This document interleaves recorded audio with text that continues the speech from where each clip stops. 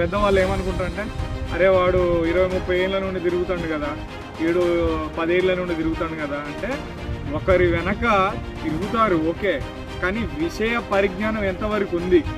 ఒకవేళ మనం సర్పంచ్కి ఎన్నుకుంటే ఎంతవరకు ఆ పదవికి ఆ ఊరికి న్యాయం చేయగలుగుతాడు అనేది చూడండి. చదువుకోకుండా ఊరికేనే మందిస్తా డబ్బిస్తా అంటే తిరగడం వేరు, అది కాదు. అవగాహన ఎంతవరకు ఉంది సమస్య మీద, ఒక వ్యక్తికి సమస్య మీద అవగాహన ఎంతవరకు ఉంది, ఎంతవరకు మంచి చేయగలుగుతాడు, ఎంతవరకు.